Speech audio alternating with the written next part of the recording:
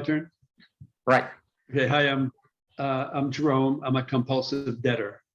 And being a compulsive debtor really defines who I am. I grew up in a very dysfunctional family. My father was an alcoholic, and I come from I'm Irish Catholic, and I have a really long history of alcohol. As a matter of fact, my grandmother owned a saloon in Jersey City, New Jersey. Wait a sec, I will translate. Jerome, don't forget, I have to translate as well, so don't worry about it. Oh, I'm sorry. I'm sorry. Привет всем, меня зовут Джером. Я рассказывал уже свою историю, еще раз расскажу. Вот я рос в дисфункциональной семье. Поведение должника, бизнес-должника для меня очень знакомо. Вот, и получилось так, что вот католическая семья, в которой я рос, имела очень строгие порядки. And I really believe that when if we come from a dysfunctional family, we treat the world, we relate to the world the same way that we relate to our family. And I got so battered around in my family, literally and figuratively and emotionally and psychologically and even spiritually, because we were very strict Catholic. And I got angry. Deep down inside, I was angry at the way I was treated, and I treated that way. And my compulsive debting is a way to tell the world to go F itself. Да, когда я рос в дисфункциональной семье, буду говорить о себе, происходило так, что, в общем-то, вот та позиция, которая в дисфункциональной семье делалась, вот отношения в дисфункциональной семье влияло на мое должничество. Вот, и персональная история, вот она как раз с этим связана, что очень жесткие были правила у нас в семье, и вот оно мне передалось, значит, и выразилась моя дисфункция семейная. So once I got out of became an adult, I became a rebel. I was a hippie in the 60s. I rebelled against everything. And I was really, really angry. I felt guilty about it. So to drown my guilt, I drank. I became an alcoholic. Я был очень озлоблен вот по результатам вот этого проявления дисфункции в своей семье. Я чувствовал за себя обиду, злость и вину была, вот, которую я заливал в вине. Так я стал алкоголиком. And even after I got sober, which I got sober in 1971, if you can believe that. I just celebrated 50 years of sobriety in October. I went to, got a job and started working, doing trees. What I do for a living is I climb trees. I'm a tree surgeon. I own a tree service, my own. Да, и, значит, протрезвел я в 1971 году. Выключите микрофон, пожалуйста. В 1971 году, вот в октябре я праздновал 50-летие своей трезвости. И должен отметить, что, значит, моя профессия и моя работа, то, что я делаю для жизни, это я лажу по деревьям. But I would compulsively spend money and compulsively borrow money, and I kept getting deeper and deeper in debt. I eventually stopped working for other people, and I started my own business. And I became very, very good at what I did. I became almost like a scientist, understanding trees and what their needs are and how to keep them alive in the city.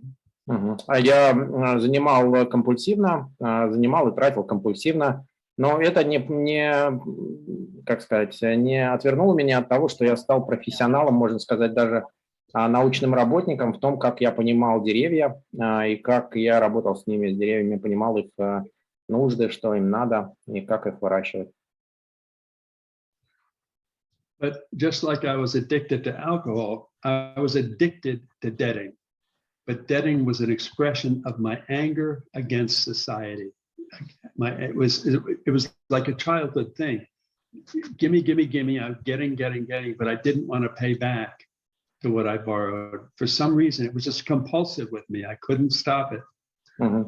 Заменой алкоголю выступило в моем случае это безудержное занимание денег, в котором выражалось мое, вот, как сказать, революционное или, значит, состояние, когда я чувствовал, что я возмущен тем, значит, обществом, в котором жил. И вот у меня прям компульсивно было, я занимал и никому не собирался отдавать. So finally, I discovered Debtors Anonymous. Debtors Anonymous had started a few years before. This was around I got sober in 71, so this was around 1976. And DA had been started by a guy named John Henderson in around 74. But it had kind of fallen apart. There hadn't been any meeting. There were people that had been involved, but there were no meetings happening. And I was able to get in touch with John, and he and I and one other person met, and we had a little meeting. And then he called some of the other people who had been involved, and we started the first Debtors Anonymous meeting in New York City, ongoing. It had started before that. Its official start date is 74, but this was 76 when we got these other meetings going. And it's been going on ever since. В 1971 году я когда протрезвел, я вот, чтобы решить проблему с долгами, тоже искал возможность как это сделать. Вот совместно с Джоном Хендерсоном было организовано содружество, это вот сообщество, вот, в 1974 году. Вот, но несколько лет у Джона ничего не получалось. Потом я присоединился еще с одним человеком. У нас в 1976 году появилась группа, которая начала встречаться на постоянной основе в Нью-Йорке. And the great thing that John Henderson discovered was that the secret, I was under the illusion that I was a bad businessman, that I also have attention deficit disorder, and I'm bipolar, I have severe manic depression problems. And I thought that was all my problem, you know what I mean? But the reality was debting, my addiction to debting. And the secret was just like the secret to recovering from alcoholism is to stop drinking. The secret to recovering in Debtors Anonymous is to stop debting. Real simple. Случилось так, что, собственно, у меня есть еще много различных сложностей со здоровьем, например, биполярное расстройство, дефицит внимания, вот этот вот синдром. И несмотря на все это, самым основной моей болезнью все-таки является компульсивное занимание денег. И для меня, как в алкоголе, значит, это прекратить употреблять алкоголь, так и в долгах, значит, прекратить брать в долг. And after several years of development and Debtors Anonymous, a bunch of us realized that we were entrepreneurs. We were in business for ourselves. We were generating our own income. That we weren't working for somebody else. We had our own business. And a lot of us were artists. We're writers and actors and performers of one kind or another, or some kind of creative profession. But we had to accept the fact that even if we were artists, we were in business for ourselves. Для многих из нас, для участников сообщества, многие из нас были предпринимателями, и вот кто-то писатель, кто-то, значит, актер, вот, кто-то чем-то занимается таким с вами. То есть нам многим пришлось осознать, что мы находимся в бизнесе для себя. То есть мы сами себя, ну, как сказать, сами себе делаем вот это вот предпринимательство. So we started a group called Business Owners Debtors Anonymous. It was originally called BODA, B-O-D-A, Business Owners Debtors Anonymous. But then they just shortened it to BDA, Business Debtors Anonymous. И такие, как мы, собравшись, решили основать такую подгруппу в сообществе, как владельцы бизнеса, БОДА, Business owners debtors anonymous, то есть имеется в виду бизнес владельцев, должников, анонимных должники в бизнес-владельца. Вот, потом оно сократилось до BDA. And just like, you know, and so we, just like other 12-step programs, we created a list of tools as we went along.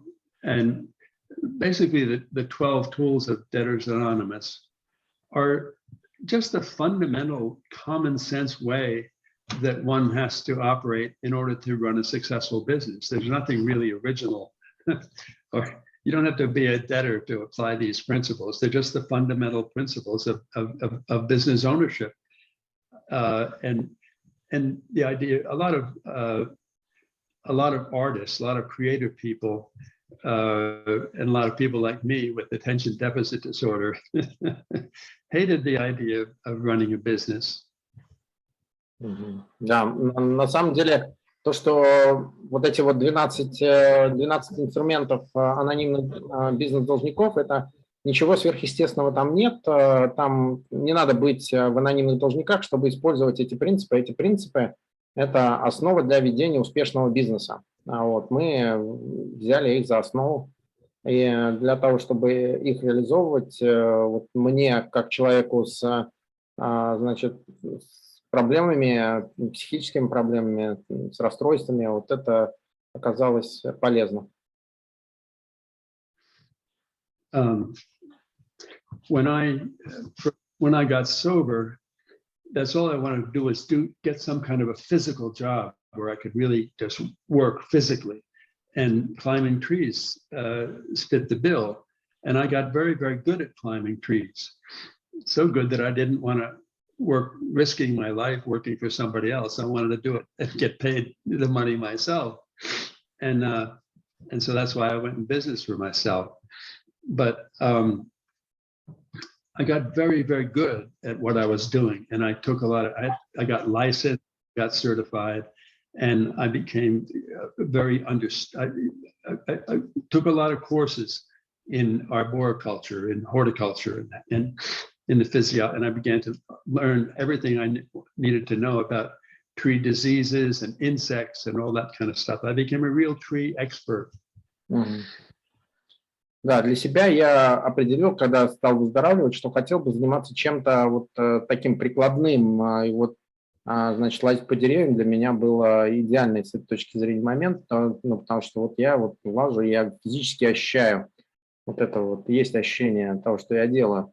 И, соответственно, я стал очень глубоко изучать предмет, то есть знать, соответственно, какие бывают насекомые, которые повреждают там деревья. Знал о деревьях значительно, вот в значительной глубине, что, собственно, представляет из себя вот это сама работа, что такое, что значит растить деревья. With my attention deficit disorder and my bipolar disease, and I got very good at what I was doing, but I was not a good natural businessman. And so I had to hire other people to do things for me. I was a terrible bookkeeper. Like these tools say, you know, we keep professional, personal, financial records and bank accounts. We write annual business plans and definable accounts, goals, and targets. We keep clean, orderly, and accurate financial records, including accounts receivable, accounts payable, cash on hand, inventory, assets, outstanding debts, and put all tax and bill due dates on our calendar. It would drive me crazy. That would drive me insane myself. So those were the first 2 or 3 tools. But they're essential to having a successful business. But I learned that running go ahead, why don't you translate that much? Да, с моими расстройствами мне было очень сложно применять вот первые 3 инструмента ведения, где там, соответственно, нужно вести учет, надо понимать то, что баланс есть, значит, когда, сколько приход, четко понимать, какие расходы, какая себестоимость. Было очень сложно разобраться в том, чтобы ежегодный бизнес-план, вот это все, заниматься этим мне было очень и очень сложно персонально с моими расстройствами, вот биполярным расстройством и дефицитом внимания, симптомом дефицита внимания. Поэтому мне предстояло нанимать других людей, чтобы они мне помогали, потому как, несмотря на то, что я хороший специалист в деревьях, это все было необходимо для того, чтобы вести успешный бизнес. So I read a lot of books on business management. I spent a lot of money going to business management classes where they teach you how to run a business properly and how to be successful as an entrepreneur. And at one of them, I said, what if you're really, really good at what you're doing, but you're a lousy businessman? And the teacher said, hire somebody else to do it for you. Hire somebody else to run the business. Да, и вот я очень много денег потратил и, в том, чтобы изучить эти предметы. Потом на куче курсов был и обучался тому, как успешно делать бизнес. И на одном из этих курсов к преподавателю обратился, говорю, вот что, если я не очень хорошо веду бизнес, но тем не менее вот я хороший специалист в том, что делать. И ответ был очень простой. Найми того, кто это умеет делать.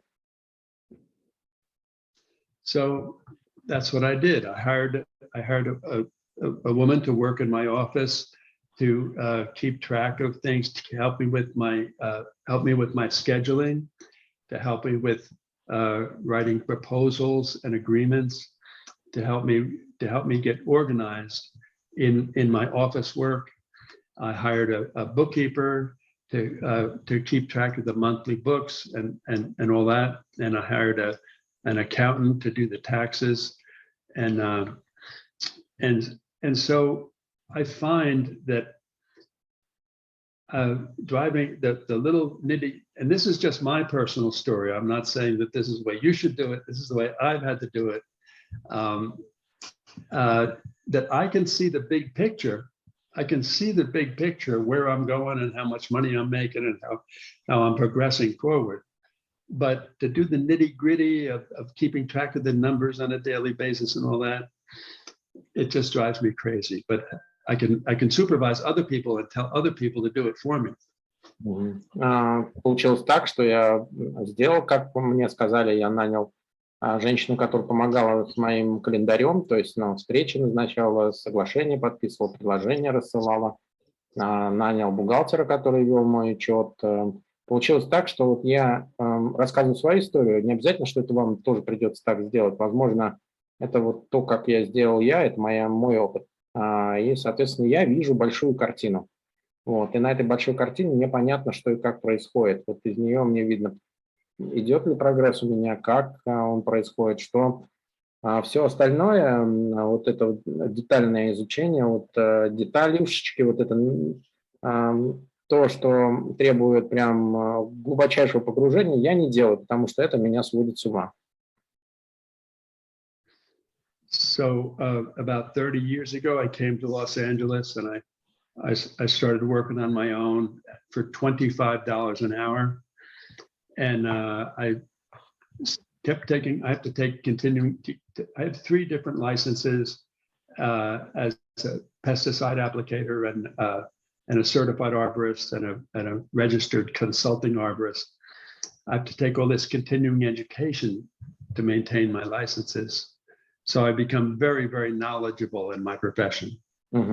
Когда я приехал в Лос-Анджелес в свое время, тогда вот за $25 в час я работал, и я был лицензированный специалист, и вот для того, чтобы у меня было 3 лицензии, это использование пестицидов, потом, значит, как работать, обрабатывать деревья, 2-я лицензия, 3-я лицензия связана с тем, что я консультировал, как делать урбанистику, с деревьями связано. И вот это вот все мне потребовалось очень много времени для того, чтобы усилять вот эту лицензию своими знаниями. И в конечном итоге я стал очень много понимать в этом, то есть я был профессионально погружен в тематику. So but I had a hard time charging properly for my services. I felt embarrassed to charge more than $25 an hour, but I had a woman that came to work for me as a business manager at my office, and she said, Jerome, you're not charging enough. So she got me to raise it from $25 an hour to $50 an hour, and nobody batted an eyelash. And that's $75 an hour, and then $100. And little by little, over a period of time, several years, I kept raising it, $125, $150, $200. Today, I'm charging $300 an hour for my services, just for my opinion, just for my analysis of a job. It's unbelievable. And I still can't believe it. Да, и вот когда я начинал с 25, потом, значит, человек, который мне подсказывал, как вести бизнес, то есть она была мной нанята, она говорит, Джером, ты, говорит, что-то очень мало назначил цену. Потом мы поставили 50, смотрю, покупают. 75 опять покупают. И вот сейчас, в настоящий момент, моя ставка – это $300 в час, только потому, что только высказать свое мнение или вот поделиться каким-то своим мнением. Вот, это стоит $300 в час. So let's see. I'm afraid I have to leave it at 8:30, but let me open it up. Let me see if anybody has any questions. I'd like to do that Okay. because it's easier for me just to answer questions. Go ahead. Anybody have a question? Да, Джером сказал, что ему через 6 минут, 7 минут надо будет уходить, потому что у него там по здоровью он сделал в больнице, подписал. Поэтому готов взять несколько вопросов. Кто готов задать вопрос, он готов их сейчас принять.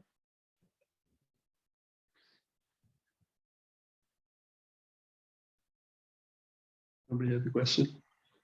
Кать, ты будешь, да, раздавать вопросы? Кто будет там курировать?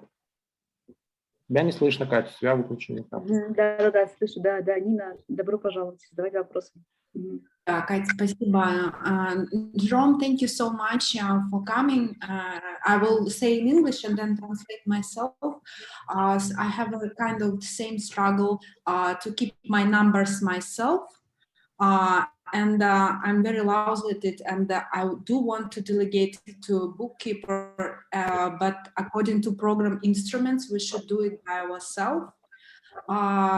So when you hired people for you, you just delegate the bookkeeping numbers and that's it? And can I translate quickly? Yeah, I get what, yeah, I understand. Well, I did do it myself for about 5 years. I have every single penny I spent recorded and a big spreadsheets, 2 or 3 pages wide.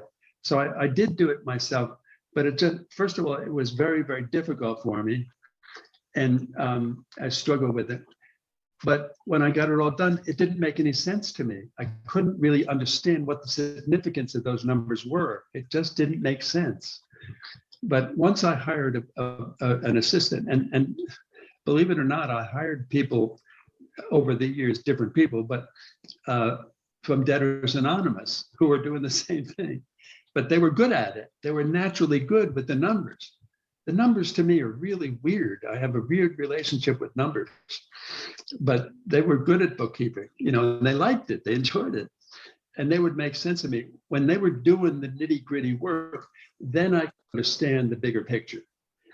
And what it all boils down to is, how much am I making a month? How much every month, how much do I bring in? And how much do I spend?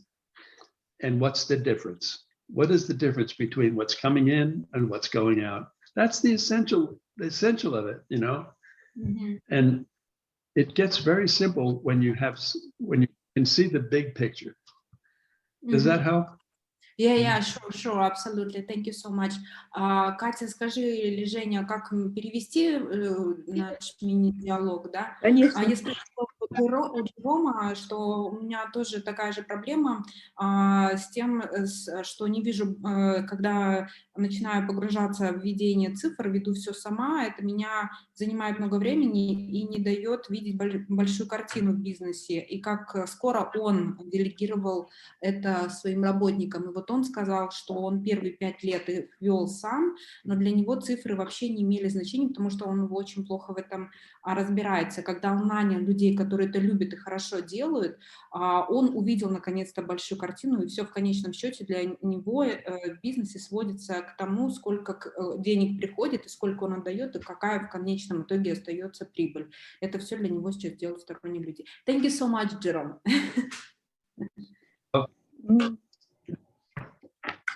Thank you, Jerome. Женя, ты здесь? Ты можешь спросить, есть ли еще время на один вопрос, и кто-нибудь хочет задать вопрос еще? Jerome, do you have still for one more question? Time for one more question? Is that okay? Yes, one more question, yes. Да, он готов один еще взять. Кто готов задать вопрос? Посмотрю в чат. Ну, я могу задать, да, вопрос, если это, да, возможно, если пока никого нет, да. Все-таки какие вот самые важные инструменты, да, какие самые важные инструменты Джером считает для, вот особенно для новичков, да, которые в бизнес входят, вот какие им надо самые, ну, три самых важных инструмента он считает, которые нужно использовать. Jerome, Екатерина asks you a question of what are the top three tools which you recommend for the newcomer when they do they start their own business. Well, based upon what I said already, the most important tool for me is the number 12. We are willing to be in charge of and responsible for our business.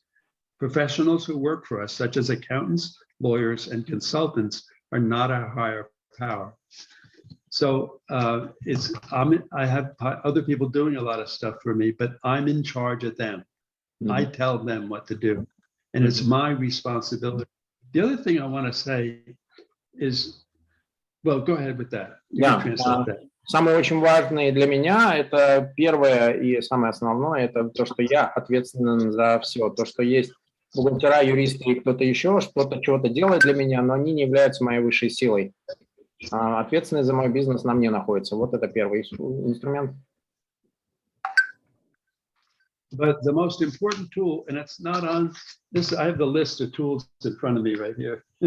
Just send me while but it's not on this list, but service and the BDA on the DA list. One of the tools is service, and that's going right now. I'm here. This is what I do. I'm of service to my fellow debtors, and I get maybe a handful of calls every day from different debtors. You know, and I've made friends in Debtors Anonymous, like Yevgeny, and you know, if you make a lot of friends in DA. And get active in DA, it's very difficult to debt. It right. Kind of it's inspiring. It's inspiring, and you got to get successful. You got to get rich.